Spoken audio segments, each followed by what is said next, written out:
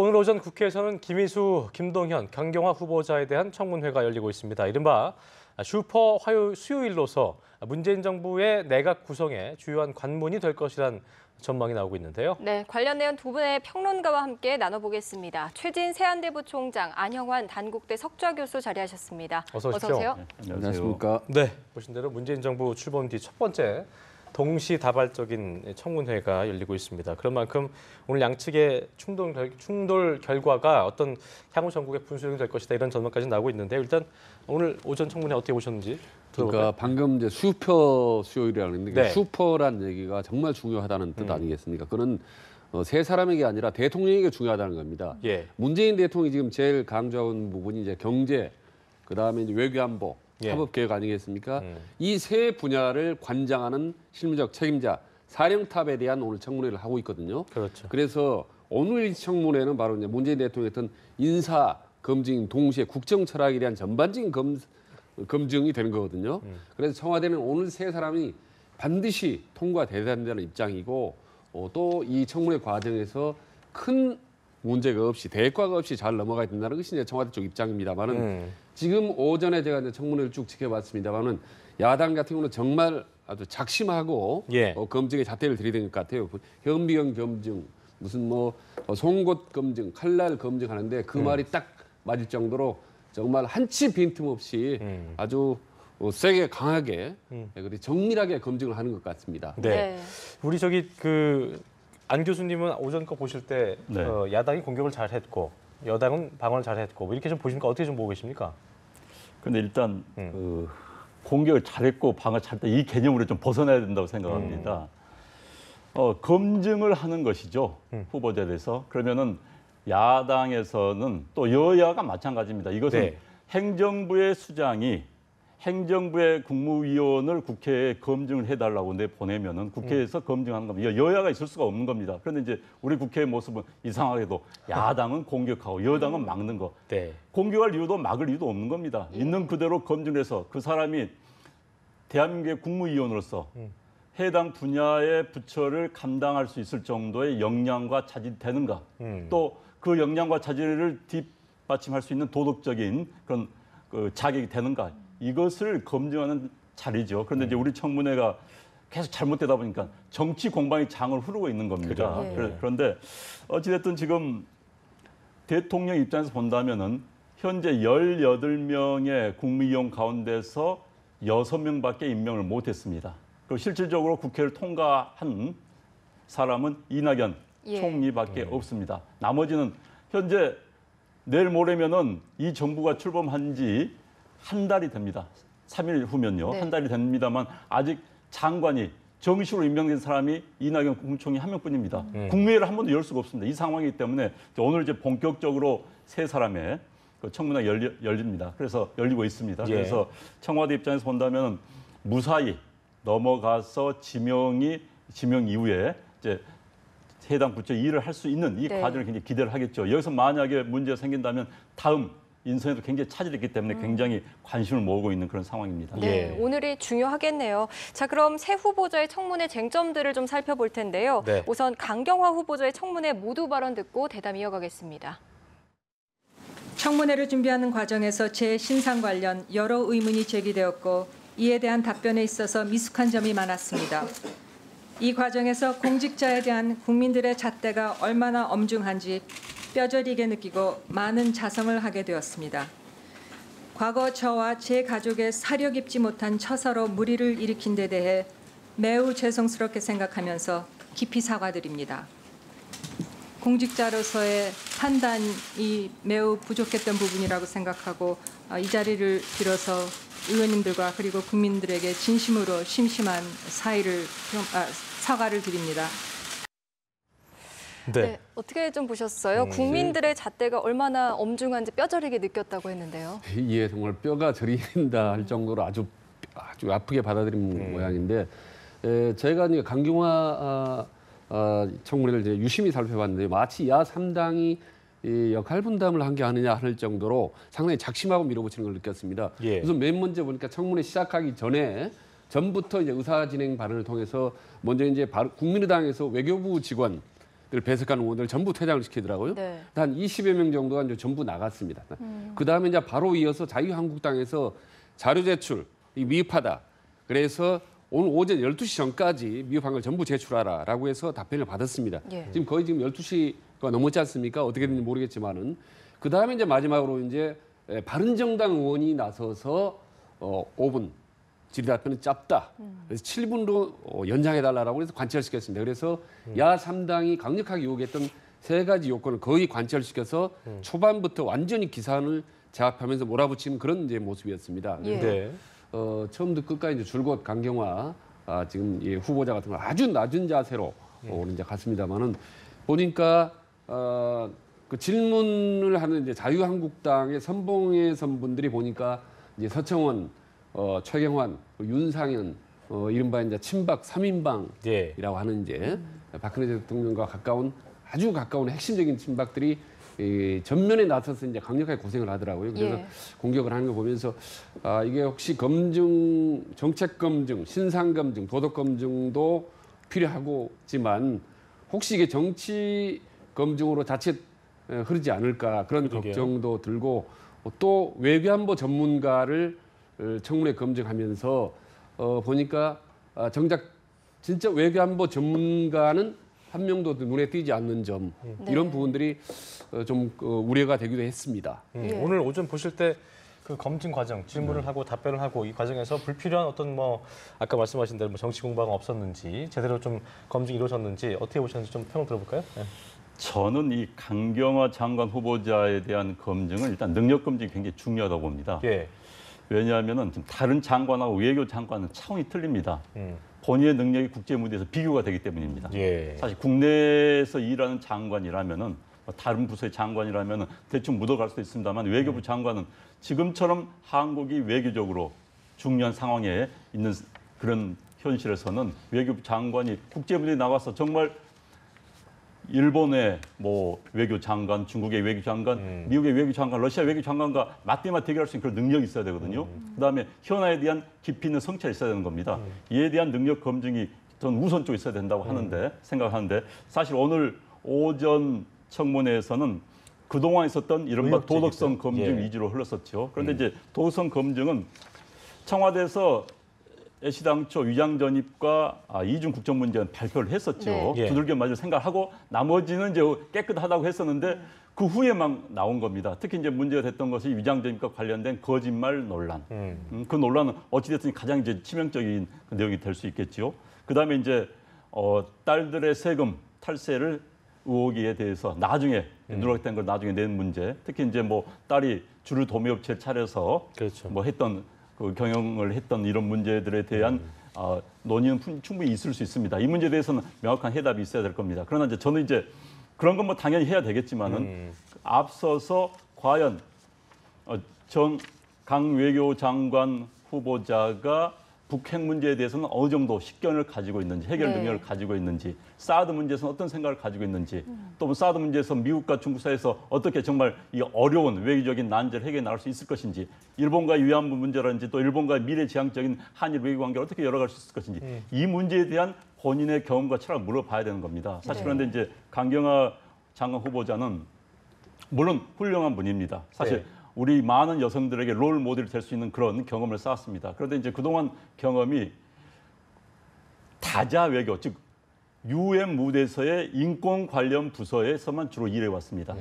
좀 우리의 현해할 수 있는 북핵 문제라든지 그런 막 양자 외교에서는 거의 근무한 경험이 없습니다. 그러겠네요. 그다음에 이제 양자 외교도 그동안 김대중 대통령 옆에서 제가 그 답변할 때 깜짝 놀랐는데 북한 기국에서 북핵 문제에 대한 어떤 물어보니까는 김대중 대통령이 통역을 하면서 많이 들었기 때문에 그 문제에 대해서는 알고 있다라는 대답을 한 거 보고 제가 깜짝 놀랐습니다.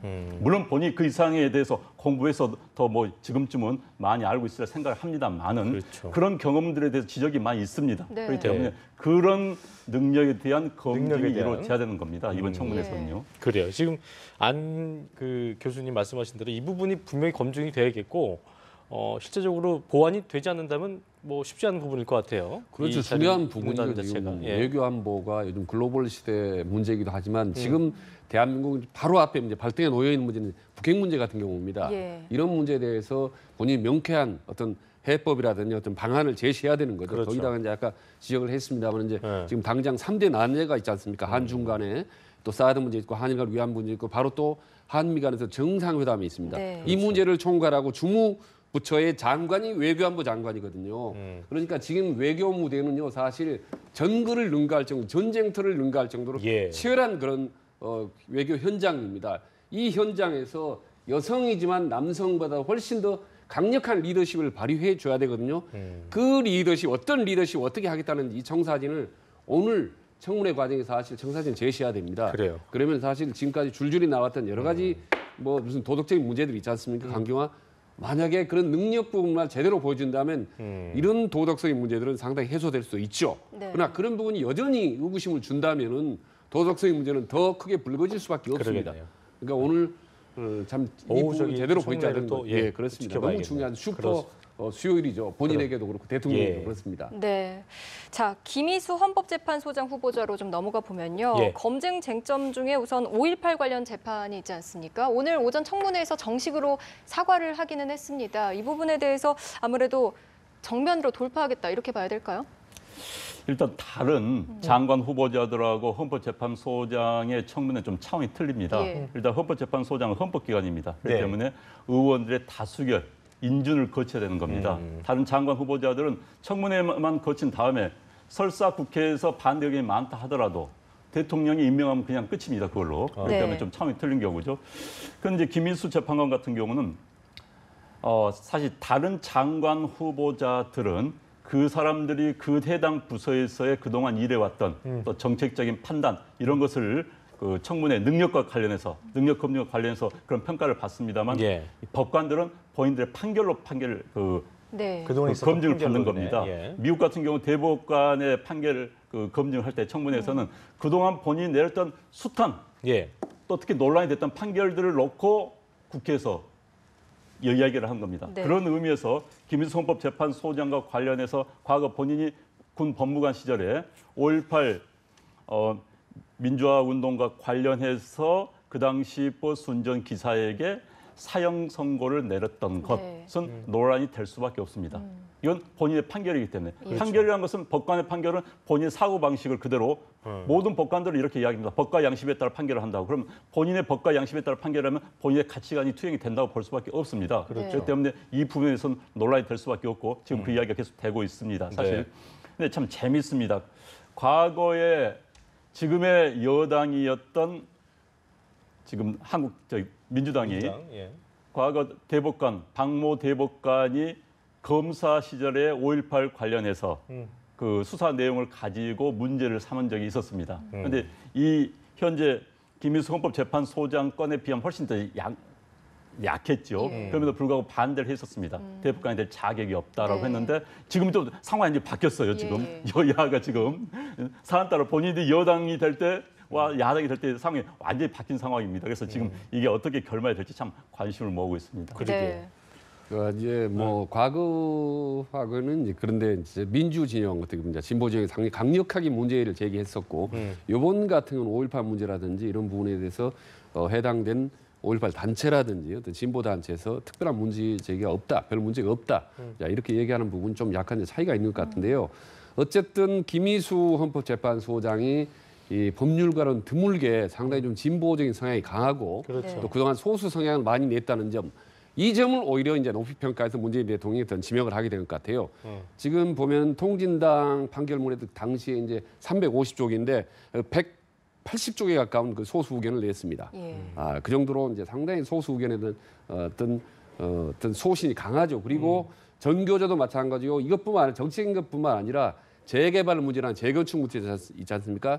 여러 가지 다양한 판결이 있어서도 서민이라든지 어떤 소수 소외계층에 대한 소수 의견을 좀 많이 냈던 사람입니다. 네. 그리고 또 본인이 사실 대학교 3학년 때 민청학년 사건이 연루대가 돼서 60일간 또 구금을 산 적이 있습니다. 그러니까 상당히 진보적 성향이 강한 판사인 거죠. 예. 이런 점이 어떤 사법부 개혁이라든지 이런 부분을 강력하게 주장해왔던 문재인 대통령하고 일종의 어떤 정치 철학이 좀 같다, 비슷하다 그런 점에서 중용을 한 것 같고요.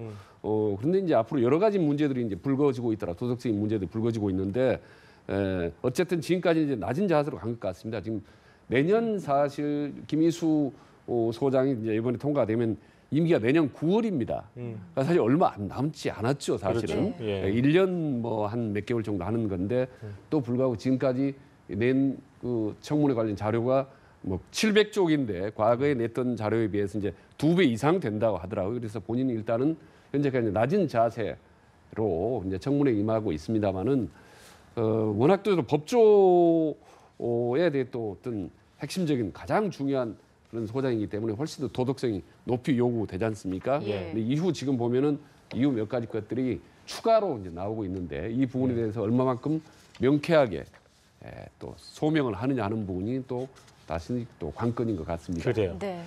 자, 김동연 그 경제부총리 겸 기재부 장관 후보자 같은 경우는 이제 정책 검증이 최대 관전 포인트일 텐데 오전에서 이제 약간 도덕적인 부분, 병역 시력 검사 조작 의혹도 있었고 판교 아파트 투기 의혹 등에서 일단 뭐 사실이 아니라고 해명을 했습니다. 일단 뭐 정책 검증에 대한 부분은 이제 오후에도 이루어지게 될 텐데 이 부분은 어떻게 좀 예상해 볼 수 있을까요? 네.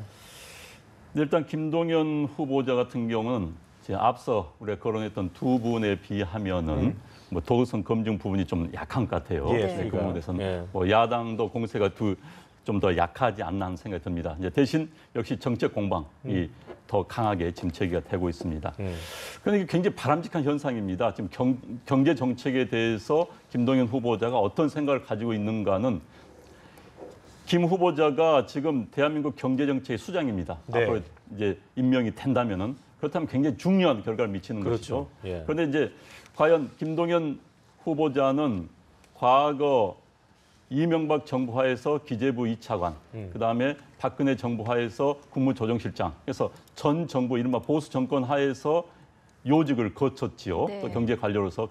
그런데 이제 새로운 정부에 임명을 되는데 과연 본인의 경제 정책, 철학과 가치관이 어떤지가 굉장히 중요합니다. 네. 그래서 당장 과거 보수 정권 하에서는 재정 균형을 굉장히 강조를 했었습니다만 현재 문재인 정부 하에서는 재정 확대를 강조를 하고 있습니다. 그렇다면 이 김동연 후보자가 재정 균형론자냐, 재정 확대론자냐 이 부분에 대한 논란도 굉장히 중요한 거거든요. 예. 그런데 지금 현재 김동연 후보자 같은 경우는 뭐 문재인 정부의 임명을 받았기 때문에 그걸 따르되 그렇지만 보완도 해야 된다 이런 식의 이야기를 하고 있는 것 같아요. 그래서 네. 어찌됐든 이 청문회를 통해서 문재인 정부의 경제 정책에 대한 토론이 이어졌으면 그렇다면 우리나라 청문회 문화가 한 단계 발전하는 겁니다. 네. 그래서 오늘 내일 사이에 이 부분에 대한 보다 집중적인 논의가 있었으면 하는 바람입니다. 예. 맞습니다. 안 예. 교수께서 말씀하신 것처럼 지금 김 후보자가 이명박 정부와 박근혜 정부에서 관료 생활을 했기 때문에 이 문재인 정부의 경제 정책을 구현하는데 적임자일까 이런 얘기 끊임없이 나올 그래요. 것 같아요. 그러니까 이 인사 자체가 사실 좀 특이한 거죠. 문재인 대통령이 지금까지 보면은 대체적으로 진보적 성향이 있거나 참여정부와 관련이 많이 있었던 사람들, 김대중 정부와 관련이 있었던 사람이 주로 중용이 됐는데 문재인 대통령 가장 중요한 경제정책의 사령탑, 경제부총리 겸 기획재정부 장관을 이명박 박근혜 정부에 근무했던 사람을 했다라는 건 자체가 사실 탕평 인사이기도 하죠. 예. 그러면서 또 사실 경제 내부에서 보면은 이 김동연 부총리 내정자가 상당히 좀 평가가 괜찮을 것 같아요. 실력 이 부분에 대해서 가장 높이 평가를 한 것 같아요. 그래서 네. 지금 야 3당에 있어서도 지금 김동연 후보자에 대한 내정자 후보자에 대해서 지금 제기되고 문제들은 몇 가지 있지 않습니까? 뭐 본인의 어떤 병역 어떤 의혹 문제라든지 혹은 뭐 판교 아파트에 어떤 모친의 어떤 부동산 투기 문제라든지 이런 부분들이 이제 제기되고 있지만 비교적 다른 후보자에 비해서는 송곳 칼날의 강도가 조금 약한 것 같다. 그건 아무래도 어떤 도덕성의 문제가 상대적으로 얕기도 하지만 적기도 하지만 그동안은 대가 없이 해왔던 어떤 경제 능력 이런 부분에 대해서 좀 야당에서도 높이 평가한 게 아닌가. 그래요. 그래서 아마 빅3 중에서는 이 가장 슈퍼 화요일에서 가장 무난하게 수요일에서 좀 통과되지 않을까라는 전망을 정책적인 합니다. 부분만 네. 검증이 잘 된다면 크게 문제는 없지 않을까라고 저희가 예상을 해볼 수 있을 것 같고요. 일단 이번 청문회에서 어쨌든 나름대로의 캐스팅 보트 역할을 하고 있는 국민의당 움직임에 대한 얘기를 좀 해볼까 하는데요. 이게 참 이 말이 좀 어떻게 보면 뭐 재밌을 수도 있고 그 국민의당 입장에서는 상당히 좀 그 어떤 입장일지 모르겠습니다만 협조하면 민주당 이중되고 견제하면 제2한국당이다. 상당히 입장이 애매할 수도 있을 것 같기도 하고 나름대로 고민이 있을 것 같습니다. 어떻게 좀 봐야 될까요? 그러니까 이제 기본적으로 한국 정치에서 아직 다당제가 정착이 안 됐다는 그런 네. 의미로 볼 수 있겠죠. 또 한국 정치가 워낙 양극화가 심하다 보니까는 뭐 가운데 있기가 굉장히 어렵습니다. 그렇죠. 중간에 있으면은 비난을 받을 수밖에 없는 그게 한국적인 현실이죠. 예. 워낙 이념적 양극화 되다 보니까. 그러니까 방금 지적하신 것처럼 뭐 현 여당에 본인들 정치 철학을 가지고 현 여당과 비슷하게 해서 협조하면은 뭐 이중대 소리 듣고 그렇죠. 또 반대쪽에 있으면은 지지 기만 호남에서 또 이중대 소리 듣고 그렇기 때문에 굉장히 어려운 게 국민의당 입장인 것 같습니다. 그러나 어찌됐든 한국 정치가 저는 개인적으로 다당제가 바람직하다는 기본적인 생각을 가지고 있습니다. 그렇다면 지금 중요한 실험을 하고 있습니다. 그래서 본인들의 정당이라는 것은 사실 특정한 정치 철학과 이념과 정책을 바탕으로 모임된 결사체입니다. 그래서 국민의당이 정말 본인들의 이념에 맞는 또 철학에 맞는 또 그런 사람들의 결사체라고 한다면 뚜렷하게 그 모습을 보여줘야 되거든요. 어느 뭐 누구의 비난에 신경을 쓰면 안 되는 겁니다. 그런데 지금 이제 이 청문회 과정에서 저도 굉장히 궁금합니다. 어떤 모습을 보일지. 그런데 지난번 이낙연 총리 후보자 할 때는 뭐 다 동의를 했었지요. 예. 그런데 이제 지금도 강경화 후보자에 대해서는 굉장히 강공을 하고 있는 모습을 보이고 있습니다. 그러나 이제 김인수 후보자에 대해서는 호남 출신입니다. 네. 과거 이낙연 총리처럼 호남 출신이기 때문에 어떤 모습을 보일지 상당히 저는 궁금하고요. 그러나 지금 아직 당내에서 입장 정리가 잘 안 된 것 같습니다. 그래요. 김상조 그 공정거래위원장 후보자에 대한 청문 보고서 제출을 놓고 고심 중인 아직 것 같더라고요. 내부적으로 정리가 안 된 예. 것 같아요. 그래서 이럴 때 소신껏 사실 철학이 맞으면 동의하면 되는 거 안 맞으면 안 하면 되는 겁니다. 이쪽 저쪽 눈치 본다는 거 그건 바람직하지 않습니다. 그러니까 바른정당이 상당히 곤혹스러울 것 같아요. 청문회도 그렇지만 이후 앞으로 문재인 정부와 관계에 있어서 매우 곤혹스러울 겁니다. 지금 예. 일각에서는 뭐 어떤 사람들은 뭐 야당도 아니고 여당도 아니고 요당 아니냐 뭐 이런 얘기까지 할 정도로 예. 입장이 모호한데 그러니까 실제로 본인 분명히 야당이지 않습니까? 집권하지 야당인데 지지 기반은 호남을 가지고 있거든요. 근데 그 호남을 지지 기반은 역시 문재인 정부 더불어민주당도 함께 공유하고 있는 겁니까? 이 부분이 이제 끊임없이 딜레마였고 그래서 이낙연 청문회 때도 초반에는 강력하게 야당 기세로 가다가 나중에는 이제 여당과 어떻게 보면 협조적 모습을 이제 보여줬는데 저는 이 부분이 앞으로 끊임없이 국민의당은 발목을 잡고 힘든 곤혹스러운 부분이기도 하지만 오히려 반대로 이 부분을 활용을 할 수 있다면 이 기회로 활용하는 국민의당이 새로운 중도 정당, 어떤 합리적인 보수 정당 이 부분에 대해서 어떤 제 자리를 오히려 더 찾을 수가 있다고 봅니다.